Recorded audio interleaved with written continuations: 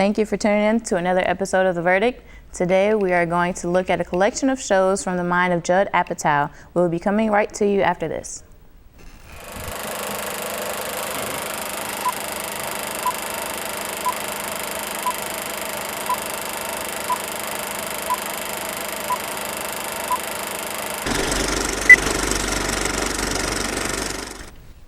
Welcome to Apatow Week on The Verdict. I'm Tiara Hall. I'm Jeralyn Johnson. And I'm Devontae Banks. Now, Girls is an American to HBO television series created and starring Lena Dunham and executively produced by Judd Apatow. Also produced by Jenny Connor. Girls is a comedy drama following the lives of four young women living in New York City. The show's premise and major aspect is the main character being cut off financially from her parents, becoming a writer and making, let's just say, unfortunate decisions.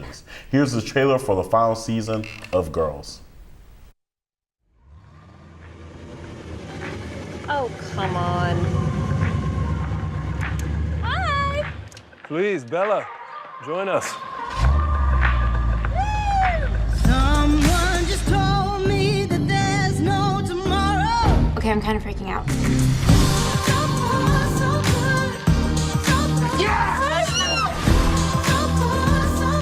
I haven't made my mark on this city yet. You've made so many wonderful friendships.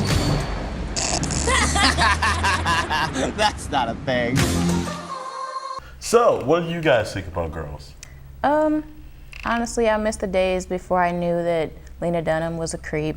I miss the days when I, watched the show when it first came out on HBO, and I was like, wow, I can really relate to these stories. It's a show about girls, written by girls, or a girl. I was like, I really, I can resonate with this character, or the main character, and other characters, supporting characters. But I miss those days. I really can't talk about Girls nowadays. It's kind of like under the table. It's like, yeah, have you seen the new episode of Girls? I watched it in secret, but yeah, I don't know. I can't. I don't know, personally, in my opinion, I think that makes the show even better. Not only did the show give us Kylo Ren, but I think it actually allowed us to have a completely unlikable hero that was a woman, which I thought was pretty awesome. And I think that it's cool that also Lena Dunham herself is a kind of unlikable person. Yeah. Because we see so many stories of dudes being super unlikable and doing terrible things.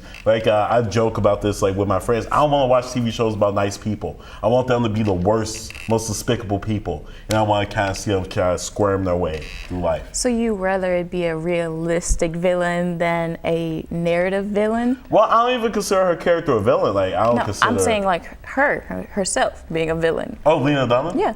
I don't consider Lena Dunham a villain.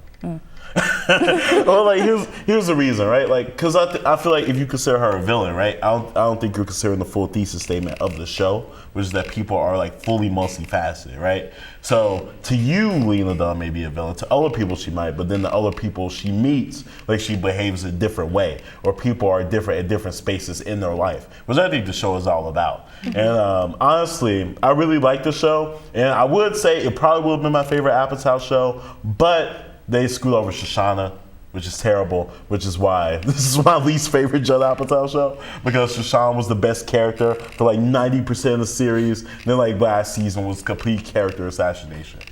I think what really kept me engaged throughout the seasons, because it's really hard for me to, stick true to one show, when they've gone past 4 seasons. But what kept me engaged, I feel is the different turning, character development, and how each story would go through something crazy.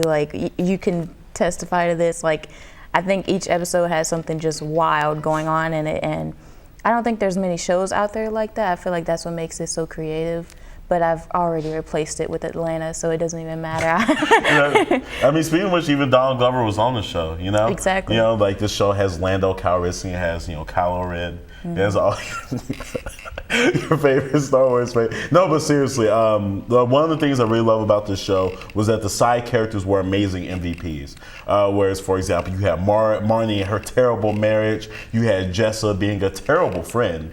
And obviously you had Hannah Horvath, our main character, which I liked, but in the show I feel like took a backseat to the other ones. And I feel like we got a little bit more stories, especially with, I feel like, Elijah also. It will probably be my second favorite character, because especially seeing like his like role in the theater world towards the end, I feel like we should have got more of that as well. Like I said, there's also a reason why it ranks a little low, because I feel like people like Elijah and Shoshana should have got more time. I definitely agree with that. I did start to like Elijah towards the end of, like, I don't know which season, but like way past season 3. So, you know, he's been there all along, but you really didn't notice him. I won't say all along, but he's been there in the background. Like you really didn't get to know who he was as a character. And then with Shoshana, I feel like she had so much potential to be a leading, you know, main character, not just supporting. I feel like even though she was a part of that, you know, main girl group, the friend group, they really didn't care about her that much, and she really had a lot of potential. Like she was, I mean, she had a lot to her besides just being kind of ditzy and, you know, silly. Like she was actually smart when people didn't know it. Exactly. I feel like that happens a couple times on the show, even with Ray. Now, I do feel like the creators, they did do right by him at the end, which is something I really did appreciate, you know, from having him live like with Adam, like at a certain point, at a super low point of his life. The only thing that didn't ring true with me is like the fact that he and Marnie stayed in a relationship. Like Ray was this character of principles. Like for example, even Hannah like tries to sleep with him, and like he says, like he like so much as a man of principles, he literally causes the entire truck to crash and has to spend like thousands of dollars getting replaced. I think you know the episode I'm talking about. So the fact that like he will let Marnie manipulate him the way she did, I don't feel like that rang true to his character. Like I feel like he would have just noped out of there super fast.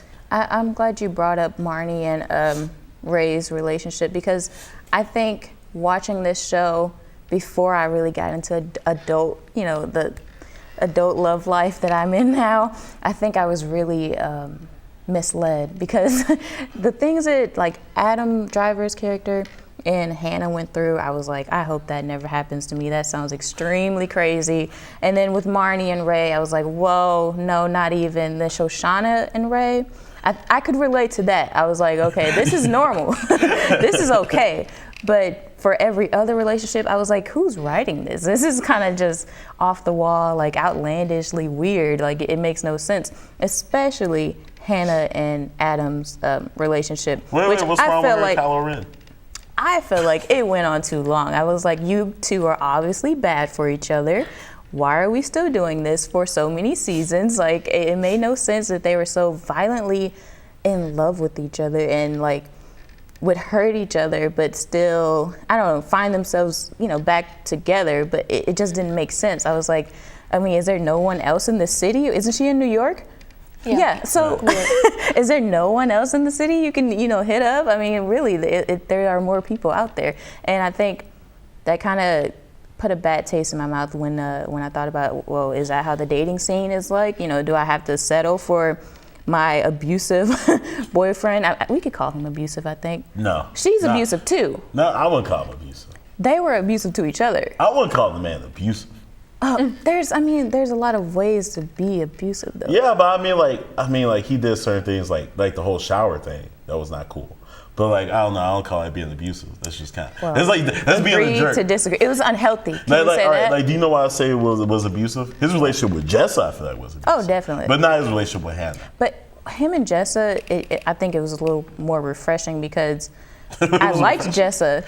Yeah, I just liked Jessa. I was like, okay, well, Jessa can take the punches. Hannah, she just, I don't know. I was just so frustrated with her completely. I did not like her character, and it was weird because she was the main character, and I was like, why am I watching this? Oh yeah, because Jessa's in it, and Shoshana. But when Jessa's my least favorite character. Are you serious? Like, it seems like everyone else is trying to evolve, And like, for example, like she does something with the guy in like the first episode in the bathroom of a bar, right? And then the very like towards the end of the show, you see her doing the exact same thing. Like one of the things, like I don't know, like I feel like she wasn't trying to evolve enough. Like all the other characters, right? I feel like whether it was Hannah, whether it was Shoshana, whether it was Marnie, Ray, Adam, I felt like they were all making new mistakes.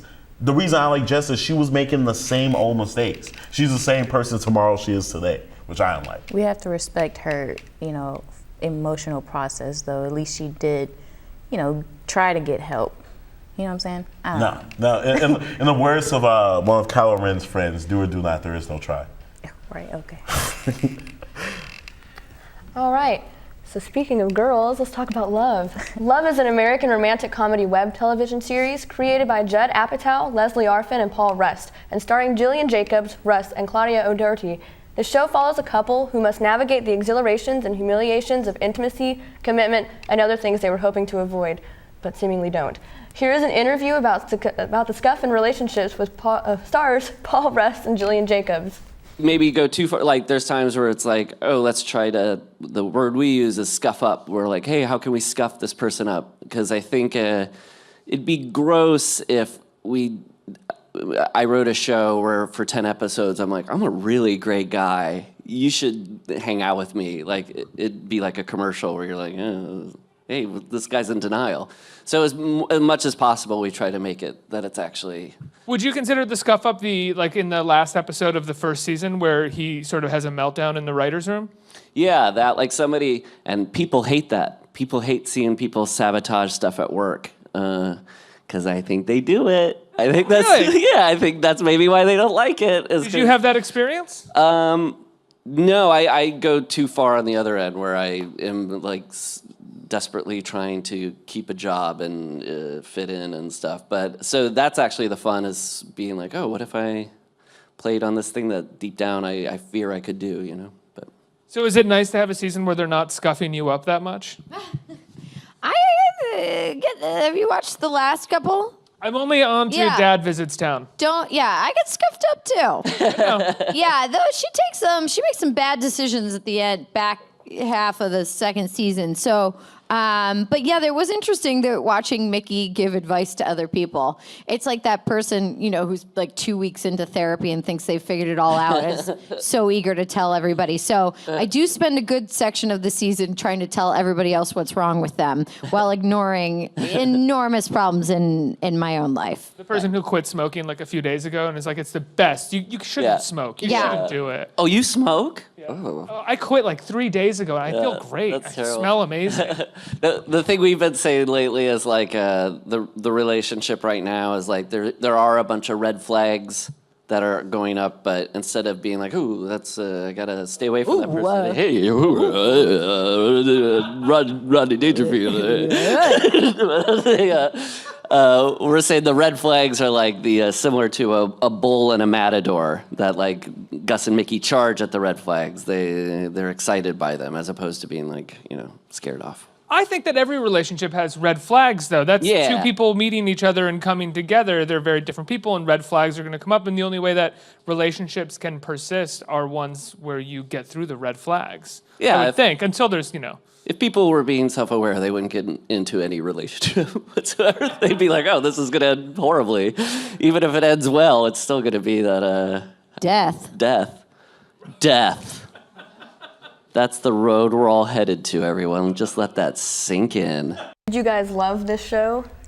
Most definitely. I really did. I was so excited because I started watching it because I couldn't get into the first episode. Like I watched it and then I was like, it's a little much for me. But then I pushed through because they say the first episodes are not ever that great. So then I watched it and then I was like, oh my gosh, I was almost done with season 2, and then I saw the notification on Netflix saying that the 3rd season was coming out on like March 9th, and I was like, I gotta make it stretch.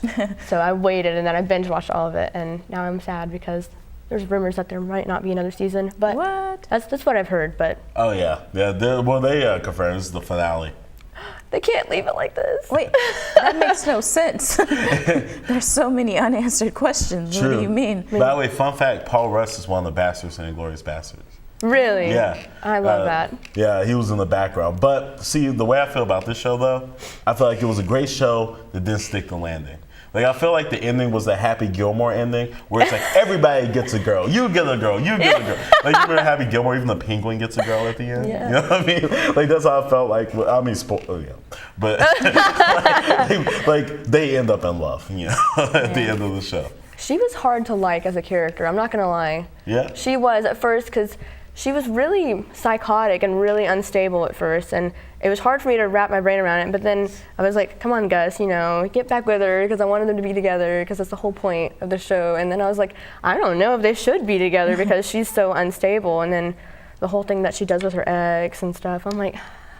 But you know what, I can relate to Mickey's character just being like so, not fickle, but fickle. Yeah. And like, you know, just like confused, because even though as old as she is, I don't know, she might be like mid-20s, aren't they, like in their mid-20s or something? They're both like 30 or something 30? like that. Yeah. Okay, never mind. I hope I'm not like that when I'm in my 30s. But I mean, yeah, love is a really confusing thing. I'm glad that they kept that, you know, factor in there and made it where, I mean, it's okay for her to not know what to do and to not know who she is, you know, even though she's at childbearing age, like, right. You know.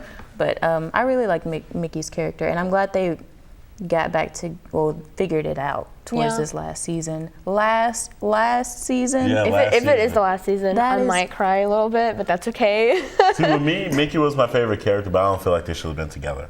Why? I kind of agree. Yeah. They both have differing views on things, and they butted heads a lot, and he was just trying to be supportive, and she was like, why are you pushing me? And I was like, okay. It was just very, I don't know, confrontational. I think they're that couple that you wouldn't see together. Like you would think, oh, they Definitely would never work. Yeah, you know, they're not gonna make it or whatever. But I mean, sometimes that's love, right? Yeah, I mean, sometimes. Yes. Sometimes. Nah. Well, like, to me, I feel like Gus is someone closer to the end of his journey, and she's someone still in the middle of hers, which I think was even, like, more illuminated by the end, where it's like, you know, you see him really confront his own feelings towards his family and himself. And I feel like she's still in the middle of that process. Like, I ultimately don't feel like they're going to be in love with each other, but I feel like the next relationship they get in is going to be the best relationship. Right. Because I feel like they're going to learn so many lessons. I was honestly shocked when him and Birdie didn't hit it off. Yeah? Honestly, I wanted him and Birdie to hit it off so bad. Because Birdie is such a lovable character. Like, she's so sweet and so, like, naive and goofy. And I really hated that she was with Randy. I really did not like Randy. Who they picked, like, that actor, by the way. He's so funny. Yeah, he was really great because he annoyed me so much. Exactly. He reminded me of my ex, and I was like, Oh, man. That's awful. Oh, yeah, that's terrible. Yeah, it is. Oh, my God, I feel so bad. Because, like, he was really, really sweet at the beginning, and he was really funny and goofy, but then, like, towards the end, you're like, back off. Like, you're clingy. Stop. Especially, like, the toilet paper thing, too. Oh, I was like, my what? gosh. No, I would have flipped out. I would have been like, nope, done. Honestly, I had a soft spot for Randy. Like, What? As crazy as it sounds, like, I don't know, he's just this big teddy bear who didn't know any better, and, you know, you just gotta coddle him for just a little bit and then let him free. I would never stay with him. Like, I feel like Birdie, I'm really glad that Birdie got away. Well, did she? Yeah, she got away and got with that other guy who was even weirder. I feel he like was weirder. He wanted to be weirder? He wanted to be a stunt man. It was so funny. That was like his biggest goal. That's not a weird career. It's not a weird career. Okay, sure. You two both want to be film directors, so you do realize you're going to hire a stuntman. We're going to look at this interview. I'm not going to date the stuntman. No, I'm just saying they're going to look at the interview going to be like, man, they think stuntmen are weird. I'm just saying, like, these are going to show up in your Time magazine. It was just like, that was his only like goal in life. Like, he was like a server, which I'm a server, so I relate to that. Like, I have other goals, but that was like, he was like, I just want to be a stuntman. That's it. That's all I want to do. And I was like, you don't want to do anything else with it on the side? Maybe do other things to like leeway into it, but I don't know, it was interesting to me. I think we're not even like counting the fact that he was just so awkward. Like, Birdie is kind of awkward too, but hers is more just like cute and quirky. His awkwardness was kind of like, He might be a serial killer. I don't know. To me, I just thought he was just like a grown-up golden retriever. Well, yeah, okay. Anyway, Freaks and Geeks is an American teen comedy drama television series created by Paul Feig and executive produced by Judd Apatow. The show stars James Franco, Seth Rogen, and Jason Segel, to name a few. Here's a clip in which James Franco becomes Carlos the Dwarf. Tonight's D&D campaign is going to be the best ever. 2 words, Ancient Babylonia. Have you guys seen the drawing of the goddess Ishtar? Hubba, hubba. You should look at the goddess of Vice. You can see her butt. I just hope you guys are ready to face the dancing sword. Bring it on. Yeah. What's a dancing sword? Well, it's like... It's a sword that can fight without you holding it. What, you just send your sword into battle for you and then you stay home? It's kind of stupid. No, you have to be at least 3 inches away from it when it's fighting. That way you can fight 2 people at once. It's kind of cool. Hey, Daniel. We're playing D&D tonight. You want to come? Why? 'Cause I think you'd like it. We could show you how to play. I couldn't do that. Yeah, you wouldn't like it anyway. It's really boring. No, it isn't, Neil. You love it. We sit around and crack jokes and eat junk food all night while we're fighting dragons and saving princesses and stuff. It's pretty fun. And the best part is, you get to pretend to be somebody you can't be in real life. Okay, I'll play. Really? Yeah, I'll play. Just don't expect me to be good at it or anything. You can't possibly be any worse than Bill. Hey. So, Sam, how about you? Are you in?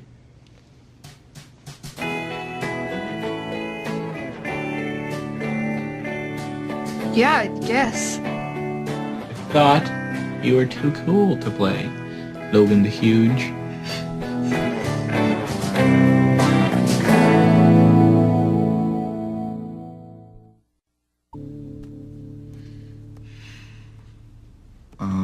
So what do I do? First, you have to create a character. Roll your dice and find out what your ability scores are. What are those? Oh, well, that tells you if you're strong or smart or how good you are with a weapon. What are you, some super smart guy? Oh, I don't have a character. I'm the dungeon master. I control the game and act out all the characters you meet along the way. And Daniel, watch out for him. He's sneaky. Yeah, he thinks being the dungeon master gives him the license to mess with our heads. Oh, I'm sorry. Perhaps I should let you encounter kittens and grandmas so as not to upset you. Come on, Daniel, roll the dice. I want to see what your character's gonna be. All right. Here goes nothing. A dwarf? I don't want to be a dwarf. I want it to be like a ninja or a fighter. Well, dwarves are fighters. They're really good at it. Are you a dwarf? No. I'm Kraganmore the Destroyer. You're lucky, man. I want to be some huge destroyer guy. Dwarves can do a lot of things that huge guys can't do. It's true. Take it from me. Yeah, dwarves are really tough. They're good at finding jewels. All right, fine. I'll be a dwarf. But my name is Carlos. Carlos the dwarf? Yeah, you got a problem with that, Gorthon? No. I'm just joking. I personally adored this show, but did you guys freak out about it? Yes. Oh, yeah. Definitely. I watched it like 2 years ago over the summer because it was one of those things that I was like, oh, I'll watch another show, and I've heard a lot about it. It looked really interesting. I love Linda Cardellini, so I was like, I'll watch it, and I thought I lost my mind over it, and I was really upset that there was only 1 season. I know. That's the best. I feel like they shouldn't have made it known. I was super happy they didn't. Like, I feel like it's a perfect story. Everything wraps up. Okay. That's true. I mean, like everything pays off. You know what I mean? Like anything else would have ruined it. I mean, you don't really wonder. I mean, I guess that's true because you know where everyone kind of ends up. Do you not believe in developing? I mean, they're teenagers. Like, there's so much more that can happen in their lives. No. No. Well, like, here's the way I see it, right? Like, there's this theory, right? That when you're younger, It seems like the years are longer because the most important years of your life where the most crisis is happening. When you're older, it seems like things are going faster because you run into a routine. The only things we will have seen the characters do is go into routines. And if you're asking Devontae, how could you possibly know that? Are you some type of soothsayer? I'm not. But what I do is I watch Judd Apatow movies, which are incredibly long when they don't need to be. That guy needs to hire a really good editor. And they like are super drawn out and are about boring adult stuff. Which I mean, he makes good movies about it. He does. But I mean, it's still just boring adult stuff. I mean, because there are parts that you're like, that shouldn't have been in there, but it works. I mean, it's because it's Judd Apatow, because you just know that there's going to be stuff that is not that funny in there, but it's okay. And Paul Feig did Ghostbusters, so he's done. He's done. I think, okay, I get what you're saying, like you're saying that they might fall into patterns or whatever, but I think I like the simplicity factor of it because like Vanity Fair said that it's beautiful and ambitious, but it's not cosmetically beautiful and it's subtly ambitious. It's like everything is kind of just like very normal, you know what I'm saying, but you know, not that interesting, but like the characters kind of bring out these boring scripts. Like they make these boring scripts better because of like who they are. And even though they were so young, like they were so young at the beginning of their time. Like, and now look, they're great now. But I mean, you know, not counting James Franco. No, don't do that. Don't do that. Don't do that. Don't do that about James Franco. Don't do that about my guy, James Franco. That's your guy? Yeah, that's my guy. You can call him up right now? Yep, I can call James Franco right now. Okay, do it. It's on a first name basis. But James Franco, in the future, you are my guy. I just want you to know that. I'm supporting you. But like, I'll see you, like, how's the episodes boring? Like, all right, by the way, this is the show saying this, not me. This is the show saying this. The episode where Seth Rogen dates a hermaphrodite. The show said that word, not me. This is not Devontae. The show said that. Like, how was that like boring? Boring? Okay, well, I mean, it's just kind of like we've seen this a lot because it's just the 80s, you know, high school. I haven't seen that. What do you mean in movies? Not like in the teen, like, especially the way they dealt with it where like he didn't even care. The Breakfast Club. I mean, like we've seen these characters before in different like renditions of it, but like before its time because this was 1999. But I mean, like we've seen this story. It's just kind of like we got to stretch it out since it was a TV series instead of a movie, so we got to get to know the characters a little bit more, even though it was one season. Right. Nah, I think Judd Apatow writes better female characters than John Hughes. Well, definitely. He does. Definitely. So like, I think that changes it up. I don't even think that's arguable at all. That's, no. It's a given. Like, I feel like that female perspective in most episodes is what changes it, makes it different. You know what I mean? Mm-hmm. Like, even though Pretty and Pink and the Brave, so they're supposed to be female perspective, they're not. You know They're really not. They're really unrealistic, but that's why we love them. That's why we love them. Seth Rogen, I didn't like him in the show. I'm not gonna lie. He was a bit of a, I don't know, he was a jerk. Like, he was really just awful, and I was like, I love Seth Rogen and I hate him. Which shows he's a great actor. Yeah, that's true. Which, by the way, watch Steve Jobs, audience. If you haven't, please watch Steve Jobs. He's so great in that movie. I mean, yeah. I really, really loved Martin Starr in this show. His character is so funny to me. Like, he was just, oh my gosh, when he was the bionic woman in one of the episodes. Oh yeah.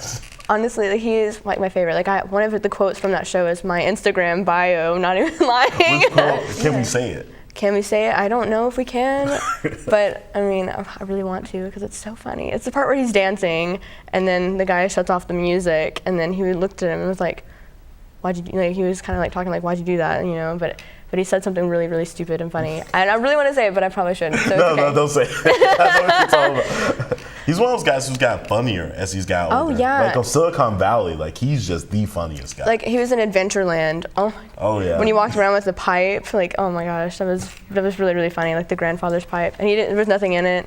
Oh my gosh, he's so dry, and I love it. Yes, well, that's the end of our show. This is actually my very last episode of The Verdict forever.